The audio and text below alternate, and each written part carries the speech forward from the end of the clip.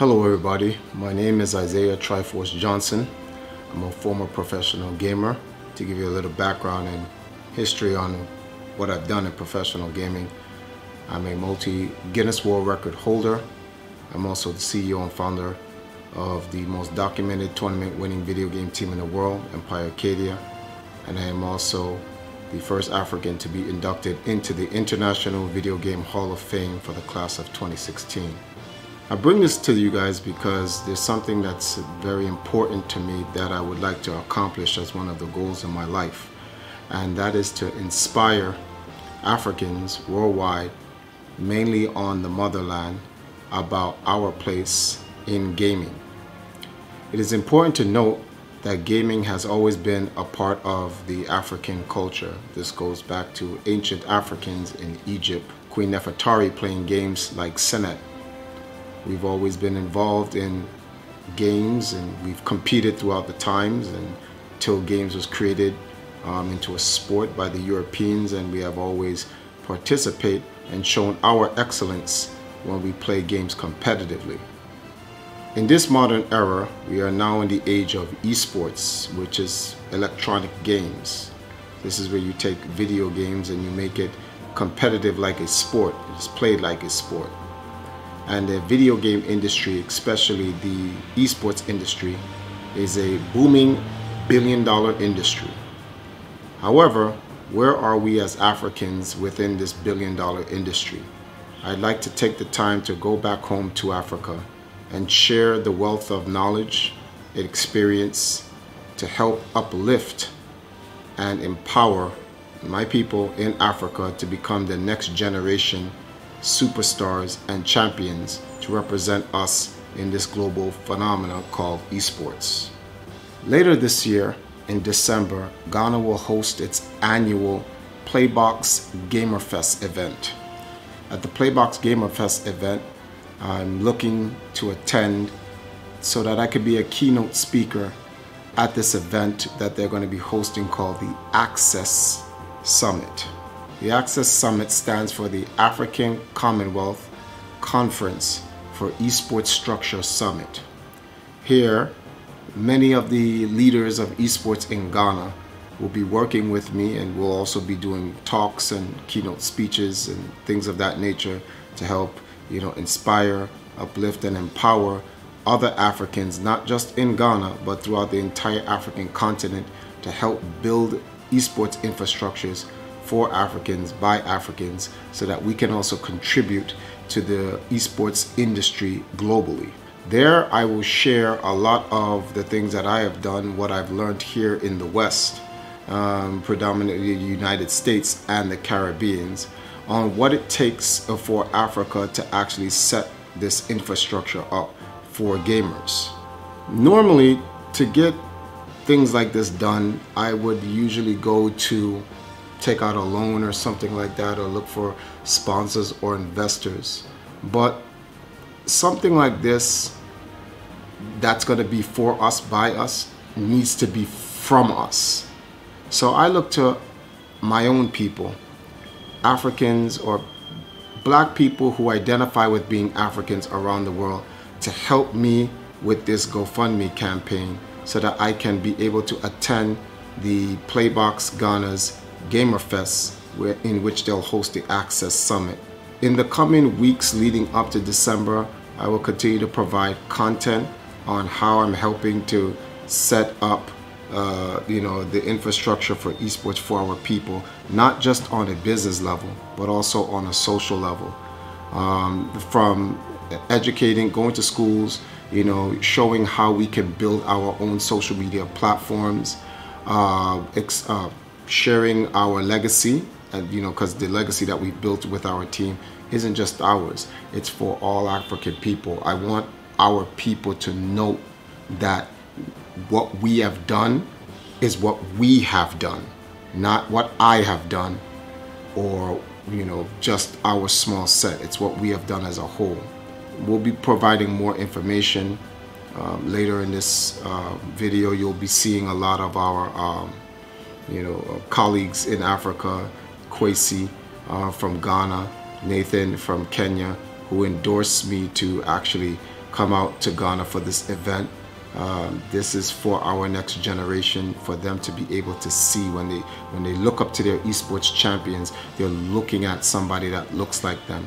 This has a profound psychological effect on our people, and they need to be able to look to themselves and look to their own image to be able to contribute to represent us in the global esports industry. Let me go to Kwesi and then Nathan for their words of endorsement for me to come out to Africa. Hi, my name is Kwesi Hayford, and I'm president of Ghana eSports. In December, we present to you the Gamer Fest 2018. We're inviting Tryford Johnson to Ghana to participate with us to strengthen the eSports Africa. Thank you, Tryford, and welcome to Ghana. Hi, my name is Nathan Misuko, the founder and CEO of NextGen Limited, Kenya's premier gaming company.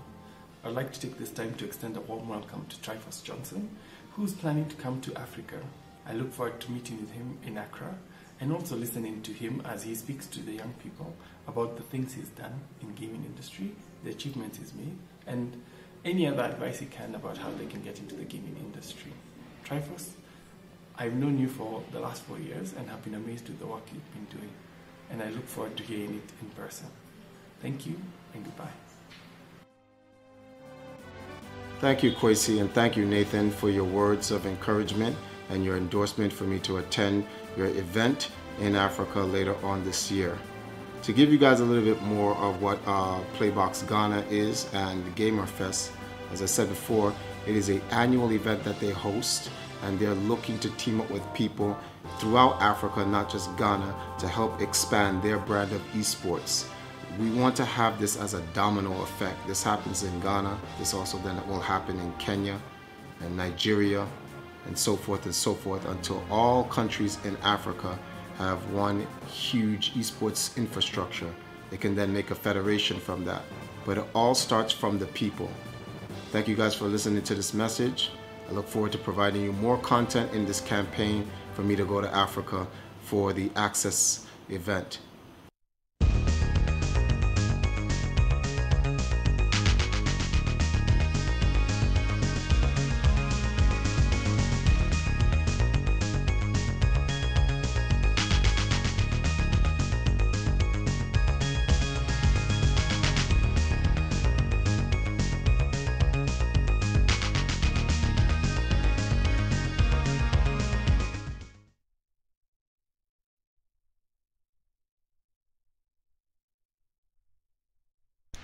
Yes, that would work. What's going on, guys? Thank you guys for joining me in on that video. Just wanted to give you guys some context to what we're trying to actually do right now. So I wanted to open up this entire video with that. Let me go into my Discord. I'm gonna call Jagan inside the room. Everybody's in stream room 18. I don't even know if I want to go in there just yet. Let me give him a call. There's a lot to talk about. Hello? Alrighty then. Whoa. Yo, what's up? Hey, there we go. So we're streaming right now. So, are you busy? No, I'm just playing some Transfer Mice. Oh, what is that? What type of game is that? It's a platformer that I think is pretty fun. I haven't played in a long time though. It's very easy to pick up and play. All right. So, let me introduce you to the stream for those who don't even know. So we have a couple of people inside the room, our usual people from the YouTube world, streamers who come in, no, viewers who come into our stream and stuff like that. So, but for those who don't know you, you want to give them a little background about you, Jagan. Who, well, actually, they know your name now because I just said Jagan. But where you're originally from, where you at now, and then we can go from there. Oh, that's real easy. Let me get closer to the mic so we have some actually good audio. So I'm Evil Jagan. That's actually how my name is said, but Triforce actually ruined it, so Jagan sticks. but I've been with the Empire for a couple years. I am actually Nigerian. A lot of people can't tell. Funny story for those of you who know about Blacker Than Black Pauldron. Black Pauldron actually thought I was a white dude, and he didn't understand why Triforce was letting some white dude talk extremely bad about black people. But other than that, I create content on YouTube. I'm a content creator. Do music, YouTube videos, and a whole bunch of stuff. If you guys watch the streams, hear me in the late night every once in a while. So that's pretty much it. Let's get into some context about the talking bad about black people and why. Very important reason why. I don't think it's talking bad. I don't like when people, when you criticize, that doesn't mean you're talking bad. Sometimes criticism helps to make people become better. So I felt you were criticizing. So yeah, for context, Black Pauldron was saying that joking, so he wasn't saying it serious. So yeah, let me just add the context behind that. But go on. So yeah, but seriously speaking though, 1 second. You have an ice pack? I forgot to get an ice pack before this. Sorry about that. Look inside the fridge. I'm streaming. But focusing on the whole thing. Well, we look at Africa in esports. A lot of people don't understand what esports is, and that's the problem. A lot of people believe esports is just something that's happening in terms of what's going on here in America or Korea, or South Korea specifically. But they don't understand that that's not even the case. Sorry about that. Esports is a spectator sport, and as a spectator sport, the ideal is to get an audience to like the game and the competitors. The game is the content, the competitors are the context behind it. So it's like a sport. People watch sports not because people don't watch basketball because they like the round orange ball that goes through the hoop. That's just a part of the sport. That's what they use, that ball, and they use the hoop to make the sport. Just like a football, it's like a baseball and a bat and a ball with the glove. All of those things, that's the equipment you use to play the actual sport. Thank you, honey. But what makes the game is the people, the context behind it, which is why esports is so powerful, because it's about video games and it's about the people who play the video games, the personality and their skill, and people will watch this. So ideally, you would think, okay, well, if this is about sorry about that. Let me turn my back to the fan. I don't know if the fan's in the way, but ideally, if this is about the actual people playing the game, then the audience is what matters, because they're going to tune in and they're going to watch those people. So the people with the largest audience would make a great industry. When you look at esports now, America has 400 million people in it. North Korea has XYZ amount of millions of people in it. About 10 to 15% of those people are actually into esports, and that alone, just between those two, and you got to count also Europe, because it's associated with the United States or whatever, that it generates a multi-billion-dollar industry. So can you imagine countries like China, countries like India, and the continent of Africa getting involved with their 10 to 15% of their population, when those populations are over 1 billion each? That's massive. But knowing this, you have to ask yourself, how long you've been in America, Jigan? I've been in America my whole life, so that's 24 years. 24 years. How long have you been involved in competitive gaming, i.e. esports? Esports, I probably got into it when I was about 12, when I was playing for a competitive French team called Velocity on the game Urban Terror. So that's about half my life, so 12 years. 12 years, right? Okay. So in the 12 years you have been in here, can you give me 5 prominent African-based esports teams that you know of? African-based? Okay. Because, okay, let's start from a different point of view. Can you name 5 Korean esports teams or brands? Korean. Oh, are you kidding me? Of course. Yeah. We Just have give us some names. Samsung Blue, SK Telecom, Samsung Red. I believe they had one. I know they combined. Yeah. Who else is Korean? There's a couple. There's a couple teams. But this is obviously you're talking about in League of Legends and so forth. All right. Right. So, do you know any Caucasian esports teams? You know, give me like I believe Fnatic is one. I believe, basically, if you look at a lot of the teams that started out here in America, Team Optic, the Optic, Cloud9, all of those fools. Exactly. Okay, so, but we know those teams, right? And those brands are for what they've contributed to the scene. Now,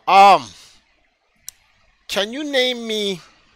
And when we say Caucasian and we say Korean, what we mean is by the teams that are owned and the majority of its user base, or the people that represent and play on the team, are of that nationality or ethnicity, whichever one you choose to pick. So let's ask that question for African teams. Do you know any African teams in the United States? Empire Arcadia. No. We don't count. If they exist, they haven't been blackballed and destroyed before they had a chance to flourish. Fortunately, none to my knowledge, or none that have been advertised. Okay. So this is a problem because in our ethnic group, we have billions of people around the world, yet we have no infrastructure built where we can create content from our people, for our people, and provide it to them. So who's creating the content for our people? Here's a question. China is getting bigger to esports. Can Africans create content and provide that content to China for consumption? Well, actually, you could do anything, but will it be effective? Effective for the Chinese? In what sense? You're saying, can the Africans provide content for the Chinese? Yes. Can Africans create content, right, about Chinese esports? Not about African esports. We know we can create our own stuff, but can we create content about Chinese people in esports and then market it to them that they will buy or consume? That's the word, consume here. Hello? Jagan, I think I lost you. Yeah, your mic went out. Your mic is going out.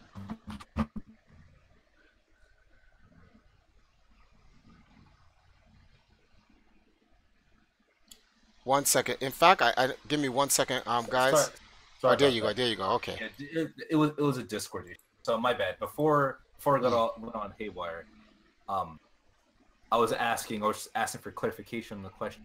You're saying, can the Africans provide content for the Chinese? Is that what you're asking? Is that going to be effective? Can any African person worldwide create content about Chinese esports and sell it effectively in the Chinese market?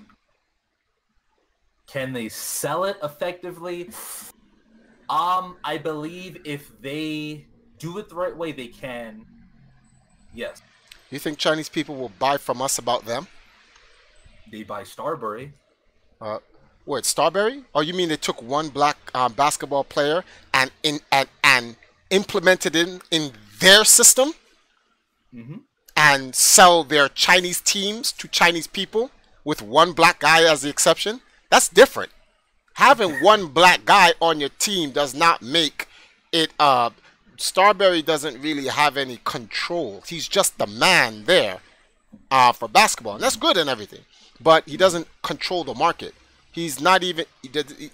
Is there black head coaches in the Chinese basketball league? No. Right. Okay. Are there any black owners?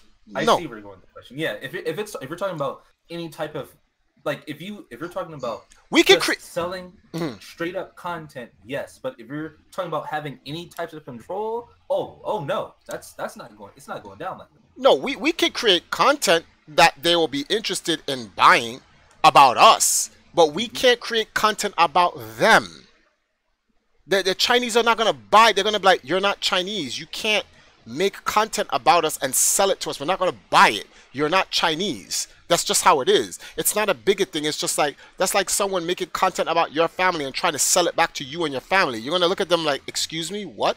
You're going to be like, no, you don't know anything about my family. Why are you even making content about my family? If the only people that can make content about my family is my family. So when you look at that from a larger level, from an ethnic or a national point of view, you can't do that. You can't go to South Korea and have a bunch of African people creating content about League of Legends and the players in South Korea and selling it back to South Korea. They're going to look at you like, no, thank you. We appreciate... They'll just ice you out, or they'll actually, outside of icing out, they'll actually damage you to make sure that, like, you know, not to do.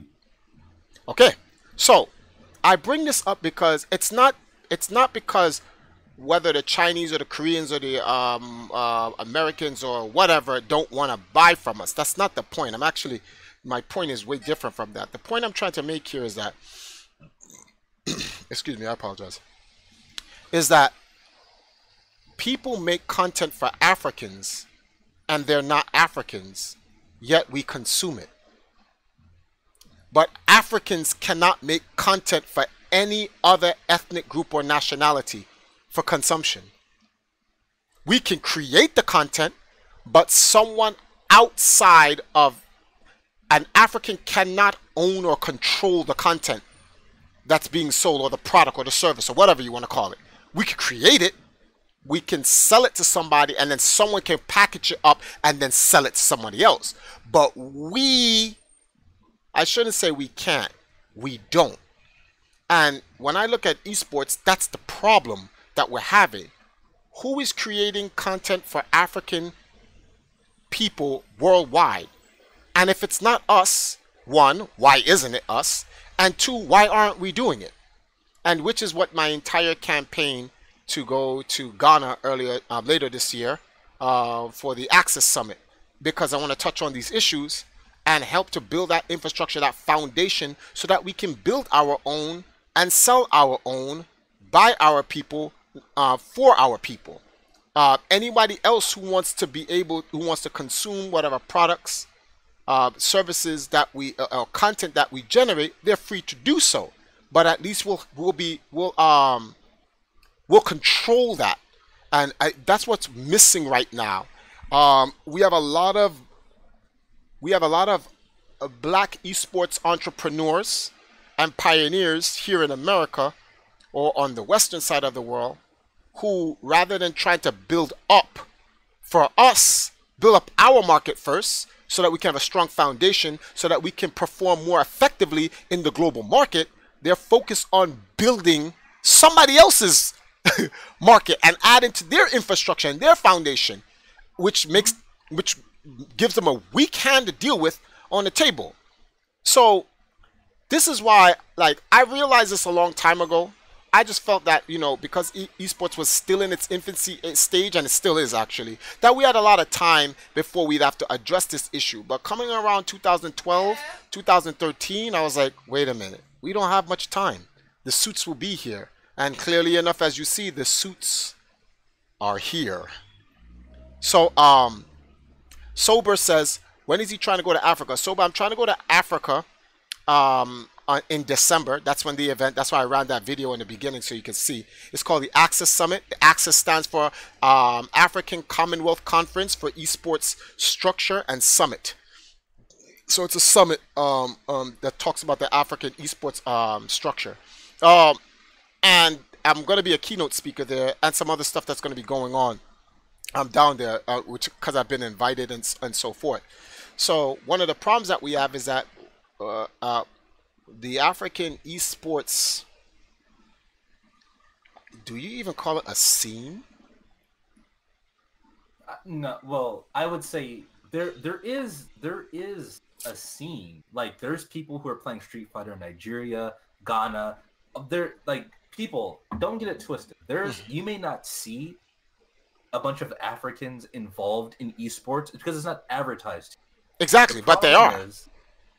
There are, but the problem is there's no proper infrastructure in which we can sell the talent that's on the continent. If there's no infrastructure, then it's just a bunch of talented dudes who are, one person's in Nigeria, another person's in Ghana, there's another dude in South Africa, there's another dude in Kenya, there's another dude in Egypt. They're too spread out. If there's no infrastructure, no one's going to come together and be that.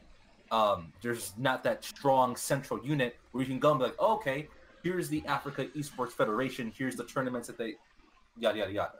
Exactly, and that's what we need. So this is the reason why I'm trying to go to Africa. And so for those who are wondering, if you're looking at the screen right now, you'll see the Access campaign.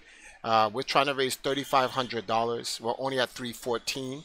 That's largely due to the fact that I've been dealing with a lot of issues here in the West, and I haven't really been focusing on the Africa campaign. So, but I'm definitely going to be focusing on that starting November. I decided to start 2 days early. I'm going to be focusing on this entire 30 days dedicated to the campaign to make sure I get this this money or plane ticket, either way. So we're going to be looking for sponsors or just donations and people support. Every day I'm going to stream, put 1 hour towards streaming about the whole Africa campaign and try to get as much money as I can possibly get to raise that money for Africa. We have some big sponsors who've dropped some funds and stuff like that for the organization. Money, however, is just it's all over the place right now, but we have to focus on this, and this is why I'm going to make this this big push in this month of November. So those who are interested in helping to support the campaign, you'll find it right there. That's the GoFundMe link. You can check in the description. You'll see the GoFundMe link in the description of this video while we're live, or if you're watching the recording of this, the description's in the link as well, and you can share this. I believe that I think I did a thing where if we get 600 people at $5 donations a piece, we'll make the goal and beyond, and then we'll be able to do that. But this brings up another thing now. So I'm going to read to you something here because it's on the screen, but I don't think anyone can see it because it's too small because I have the split screen. The year of return for Ghana starts 2019. Tuesday, January 1st to Tuesday, December 31st. There's various locations. It's the Ghana Tourism Authority, the GTA. GTA, get it? And they're good to do it. It says here, the year of return is about 2019 Panafest, Emancipation Day, which will mark 400 years of the abolition of the transatlantic slave trade in the history of the, I don't like when they use the word black man, of the African man, and I rather they use the word Nubian or Kemite, if we want to be, because when you use black, that terminology, or the Moor, I just don't like the word black because it gives a different connotation, especially in the West. Black means bad, period. No matter how you try to spin it, it means bad. And although we are dark skinned and many of us are actually literally black, I like to call us Moors, Kemites, Nubians, etc. Anyway, it goes on to say, it is basically to encourage our brothers and sisters of the African family to return to Ghana, and for that matter, Africa, to invest and help develop their roots. I'm 100% for that. And what I want to do is, I want to, what's the word for this?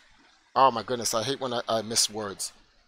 I want to incorporate, there it is. I want to incorporate this campaign, the year of return, into me returning to Ghana for the Access Summit, which is funny because Ghana is the ones promoting this year of return campaign, and it just so happens to be that the Access Summit for esports is in Ghana. So I definitely want, you know, to push this and see if we can somehow make it possible where my visit to Africa is to help promote the year of return, because not only do I want to go to Africa for the Access Summit and promote the year of return, but I'm also interested in returning back to Ghana at some point in 2019 as well to celebrate it. So I want to help promote it and launch it in December of 2018, and then I want to go back at some point in 2019 to help celebrate it. So that's something I definitely want to do,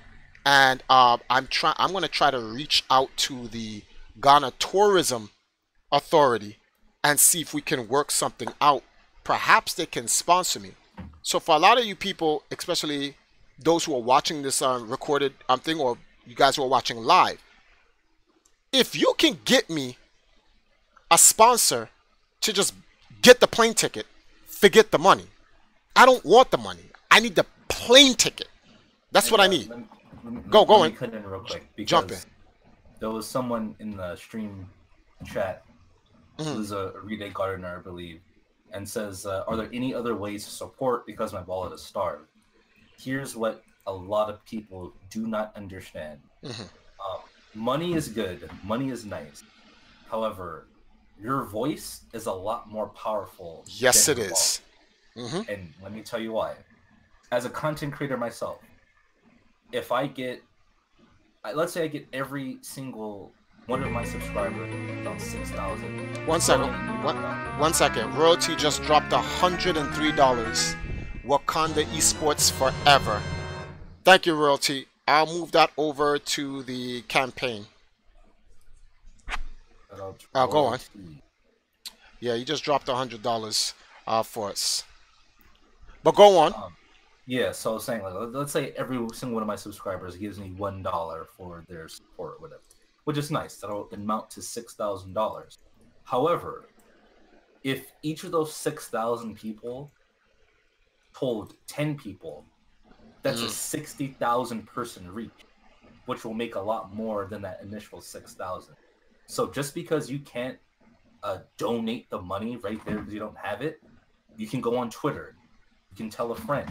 You go can on like Facebook. You can go on Facebook. Snapchat. Yes, a lot of things. Like, dudes be using the internet for a lot of foolishness and words I'm not going to say to keep the stream clean, but just a couple, minutes out of your day to spread the word, it can be a lot more impactful than even donating $1. So I just want to put that up. I'm just going to expand on that. He's 100% right. A lot of people want to help, and they say that, oh man, I don't have it, I don't have the funding, or whatever the case may be. Look, if you guys could share this, that's literally what I want. I want people to actually share the video. You guys see the GoFundMe page. If you go to the GoFundMe page, there's a share button. If you share that, if you tell your friends, hey, listen guys, I know a lot of people may be starving for money, but if you guys, if your friends, if you get 10 of your friends to drop $5 each, $10 each, and everyone starts sharing, soon many hands make light work. That's an African proverb. We're not expecting 300 what's the word for this? Not 300. We're not expecting 30 versions of royalty to donate. We'll take 600 regular people donating at $5. We'll take 1,200 people donating at $2.50. But it's about getting it out there. That's what matters more so than anything else. Getting the people out there. So if you know anybody that supports Africa, that wants to help provide, message them. Hey guys, listen, look what Triforce is trying to do. This is etc, etc, etc. Like I said, the GoFundMe has a bunch of updated videos. It has a primary video that explains everything.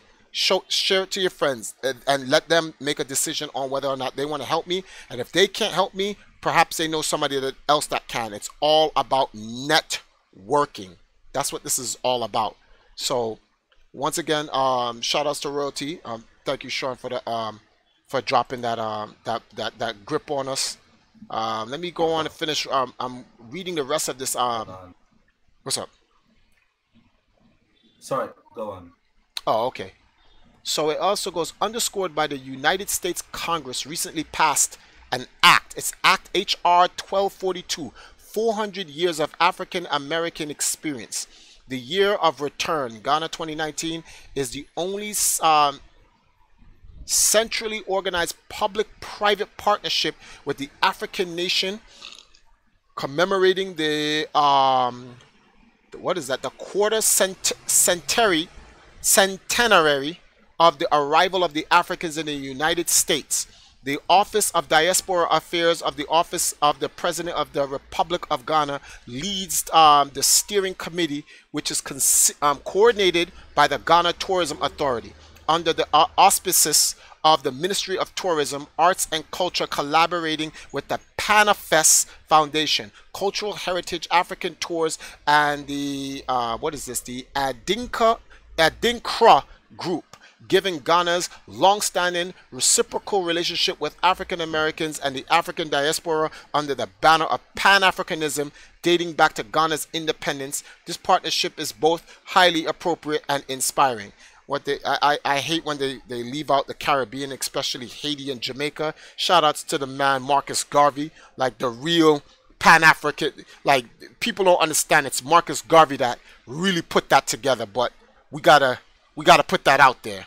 But Ghana came to Jamaica, I don't know if you know that, earlier this year. There was an actual video of it on Facebook where Ghana came to Jamaica and apologized to the natives of the land for some of their contributions to the transatlantic slave trade. I say in that manner because I don't want to corrupt the original and true narrative of the transatlantic slave trade and how we were kidnapped and brought here, because these people are so funny. Like, a lot of Western media try to portray it as we were sold here to the West, putting the blame back on the very African people that these menacing forefathers of the country of the United States stole us from. Yes, it is true. Some of us, I rather use the word few of us, were sold into slavery. But the ideal that the majority of us, or even half, stop it. No. The majority of us was stolen into slavery. Some of us were sold into slavery. In fact, the facts are is that in the beginning, some of us were sold into slavery because that was just normal business around the world. But when Africa as a continent, especially the coastlines, found out what we were being used for, they said no, in which made the imperialists and the colonists, the colonizers, decide to say, well, if you're not going to sell them to us anymore, we'll take them. That's more closer to the truth than anything else. But I wanted to put that full context out there because I hate when people try to twist it. Let me read some of the stuff here. Godspeed. Thank you, Saber. 2 days left. Yeah, 2 days left to November. Wait a minute. Timeout. I am so happy you just mentioned that. Let me see something right here. When does this campaign end? It says 46 hours or something like that. Whoa. Timeout. Hold on. Hold up.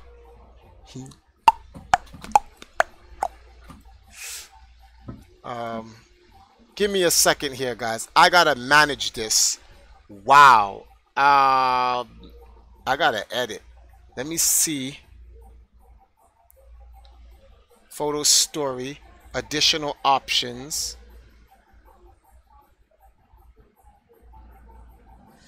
I'm trying to figure out how to photo, note, story, overview. Save's been changed. 1 second. My profile, my donations, my campaigns.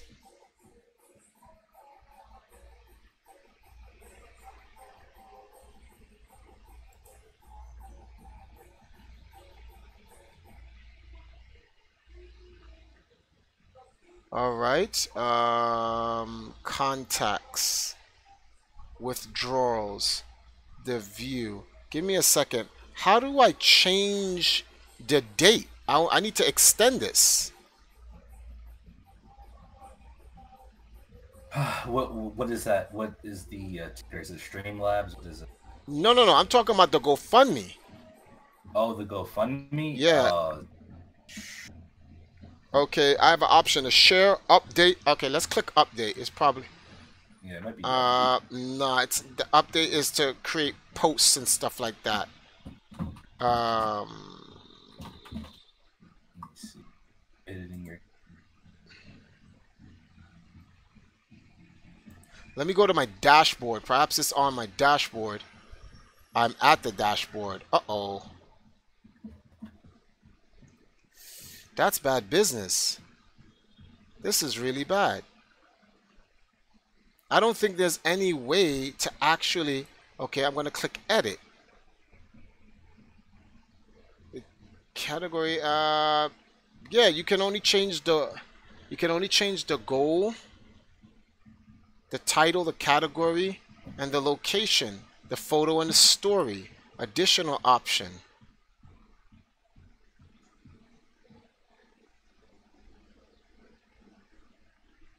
Oh man. This is bad. This is not good. I'm looking up stuff.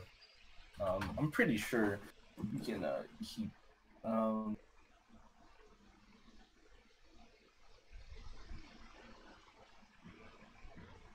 Because I mean, I see GoFundMe's that have been going on for 8 months. And yes, because in the beginning you can set it that way. You set it to that.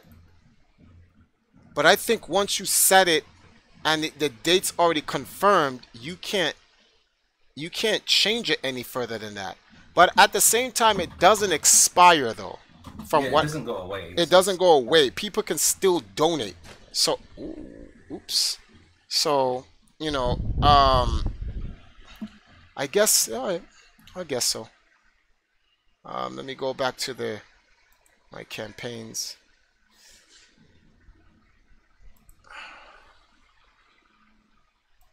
But that is crazy. I just thought about that.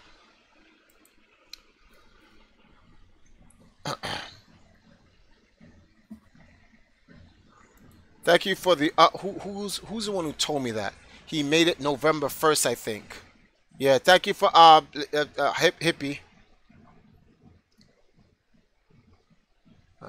Could you imagine if you didn't notice this, right? Imagine I didn't notice that. I've been dealing with so many things at one time. I don't think it matters if people can still donate. Make an update. Yes, I'll have to make an update video on November 1st, telling them after that time we've only raised what you see here. We've raised a little bit more offline, but we're still short. And that and what I could do then is I could give a full total, like where we're at versus where we need to be. Let me see something.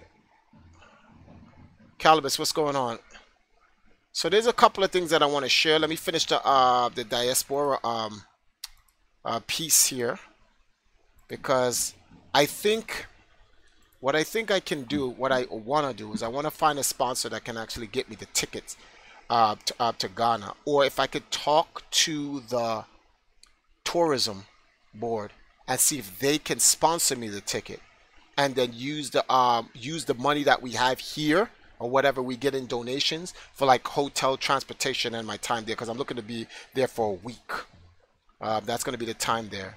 So let me finish reading this. The Year of Return Ghana 2019 is a major landmark marketing campaign targeting the African American and diaspora market to mark 400 years of the slave trade. The Ghana Tourism Authority, under the auspice of the Ministry Arts and Culture, leading the project in the collaboration with the Office of Diaspora's President. Okay, you already said that. The project is also aimed at making Ghana the focus of the activities commemorating the landing of the first enslaved Africans in the English colonies of North America, and also offer huge opportunities to entrench in Ghana's leadership. The program, not to be finalized. This is okay.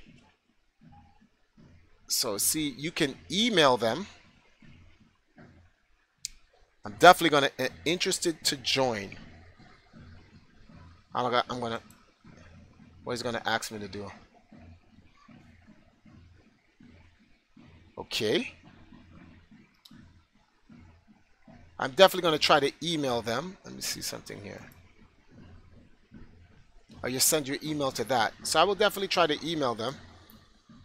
I'll have to write to them a proposal of what I'm coming to Africa for, why, and how I expect to return to Africa later on in 2019 to celebrate the year of return. It'd be cool to meet the Ghana president, to be very honest with you.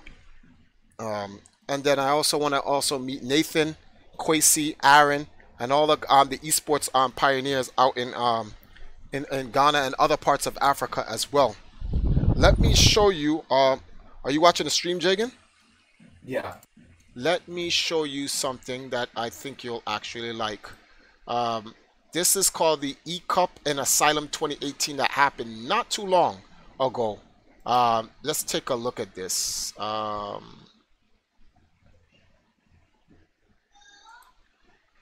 1 minute.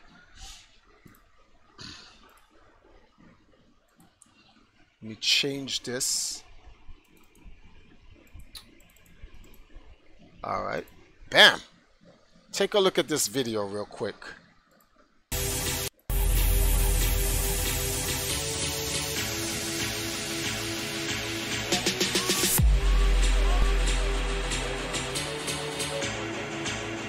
There's an eSports tournament. Okay. It's FIFA. FIFA. 16 players. 16 players. Duking it out for a cash prize of 1.5 million Kenya shillings. I've seen a lot of Real Madrid against Real Madrid going on. Obviously, that's one of the biggest. Yeah. It's one of the biggest teams when it comes to. Right. That's always. Is it the best strategy? I mean, it's standard. I mean, how many times have you heard the name Cristiano Ronaldo echoing through this place? Cristiano Ronaldo!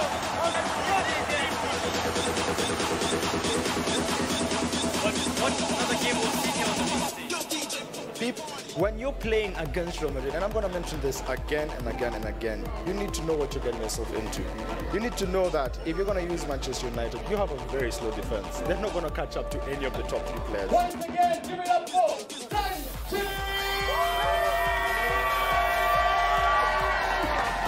Here we are, Asylum 2018 wrapped up, and we have ourselves a winner straight out of Tanzania, Sunche. How are you feeling? I'm feeling so good. I'm feeling so good. Man, congratulations on winning this. First question that I need to ask you, did you expect to win? Ulikuwa unaona utashinda kweli? Of course, of course. Nilikuwa naona nitashinda, ndio maana nikatoka Tanzania kuja all the way to Kenya.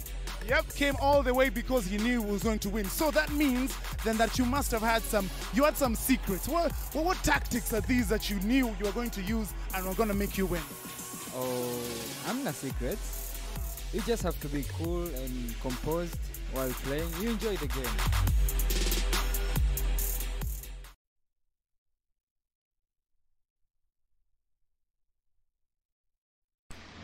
So that's Asylum. That took place earlier in the year.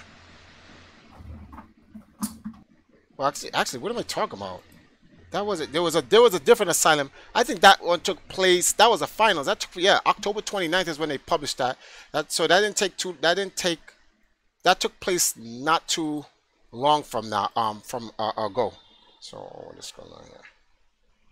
So that is definitely. That's Nathan, the same Nathan Maisuko that was endorsing me to come to Ghana, in which he's looking to be there himself for the summit. That's the same guy who's there in Kenya doing this thing, and I've been working with him for the last 4 years now on helping to build a network and a federation for African esports. So a lot's been going on. This entire stream is to give people an update of where we are in the campaign, what we need to do. Obviously, we need to get in gear and start getting ready to kind of push hard so that we can make it to Africa. But what are your thoughts from looking from the outside, Jagan? You're in California, right? Yeah. What are your thoughts on what I can do? Because I can't speak for myself, but for someone who has known me for a while, can you tell the audience what I'm capable of doing if I can get to Africa? Well, like we mentioned before, or if you've been in pretty much any of our earlier streams, I want to say pre 2018. Really, the goal of Empire Arcadia is to put a spotlight, highlight, and showcase the talent and skill in a underdeveloped and really underserved region. It's really an entire continent that really doesn't get talked about. If you look back earlier in this very stream, Triforce asked me, okay, how many African-based esports teams can you name? Which is a shame that really, if you really think about it, Empire Arcadia, yes, it is the world's most winning, but it shouldn't be the only one that you can name. So if you look back of what you were able to do in the FGC, which in my opinion, poverty, I mean, dudes are now shilling, fake cryptocurrency scam coins and all that other stuff, Oh boy. we're not gonna get into that, but I mean, you're the first one to get, an esports team on MTV back then, way back then, early 2005, 2006.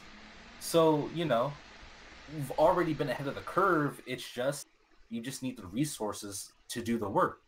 Once you get the resources, you can put the different plans in action and, make it grow. Well, I hope that that can be done, because I'm really trying to what my work is for Africa globally. I don't want people to think it's for a specific country in Africa or just the African continent. It's for the African people globally. My work for Africa began here in Jamaica. I would say the United States, but that wouldn't be true. At the time when I built a team, it was really more to just start our team. It wasn't black focused. It was our team was literally supposed to be a global team. We wanted to be the world's #1 winning team, which we are, but we wanted it to be the world. Unfortunately, due to the stuff that I go through in America, there are forces out there that just don't want other ethnic groups to be associated with people of my kind. I'll say it like that. So a lot of our members left because reasons. Some of those reasons are I'm a crook, whatever it is, all types of negative stuff. It's always randomly some bad news comes out of nowhere, and all of a sudden stuff that was never complained about before is complained about now. Then you ask the question, okay, so then why are members still here supporting the team if I'm this bad guy? But you can put 2 and 2 together, and you'll come to the realization that, yeah, it's called blacklisting. That's how that works. There's not even a realization you have to go through. All you have to do is look at all the African gamers that have been a part of Empire Arcadia. If you look at the players who left, the Africans are doing the worst out of everybody else. Look at the Asians who left. Justin Wong's doing well. He's extremely well. Anybody, with the exception of perhaps 1 or 2, they're not doing well. Barely making it. So barely making it. Some are homeless. You should actually, I mean, if you really ask some of these people, especially some of the people who had the accusation, some people don't even have a pot to piss in. It's crazy. I tried to inform them they're not trying to help them. They're trying to use them to hurt me. That's a good military strategy in my opinion, but I don't want to focus too much on that. But right. It just goes to show you what's going on, the struggles that goes on in the West. It is not what you think. People back home in Wakanda, and when I say Wakanda, Wakanda means Africa, people, for those who ever, why you keep saying Wakanda? It's a fictional place. We know.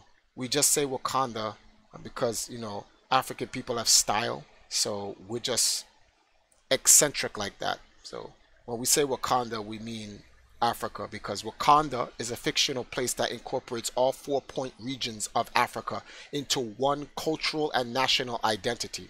which I support Julius of the Economic Freedom Fighters down in South Africa. Yeah, Africa should become the UCA, the United Countries of Africa, and should be under one currency and blah. But that's political, so let's not get into that. So yeah, but that's why they killed Gaddafi. Yeah, but we won't get into those things.